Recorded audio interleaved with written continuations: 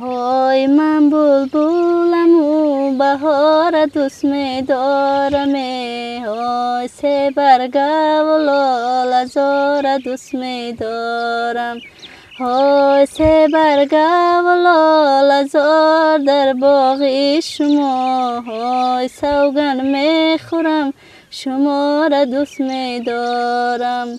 بهار رو هر صبح من از خواب برمیخیزم، اون وقت بوی گلها به دماغم میزند، خیلی اون وقت حس میکنم که بهار خیلی زیباست، گواراست، بهار شده است.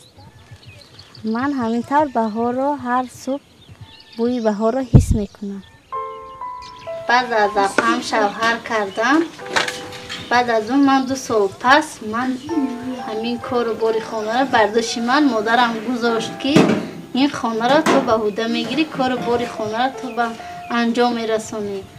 خیلی در وقتی که کار میرفتم مادرم من تا اومدن اون کس خوراک آماده میکردم، چای دم میکردم میوردم در نزدش میگذاشتم مرحمت گیرید.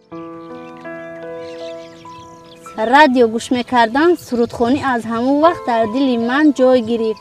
من هر روز مشق آواز میدادم که من فقط میگفتم که با پدرم که من پدر صنعتکار میشوم، ولیکن این آرزو عملی نگشت. آرزوی من میخواستم که صنعتکار روی صحنه تاجیک بیایم، رازیگی ندادم مادرم که من صنعتکار باشم.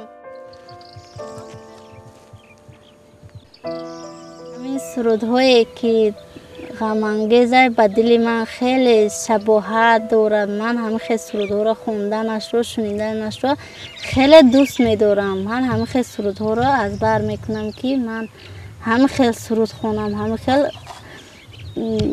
دل من به همین خیلی سرود خوندن روشن می شود. من از همین که مثل خودم رو شناختم، همین دنیا همین گونه بود برای من. نه برای من تاریک بود ولی که روشن بود، گویا که مثل مردمی که سالین دنیا رو میبینم. برای من همین گونه دنیا بود. من خیلی خوشبختم، هم تویم که باشم خوشبختم.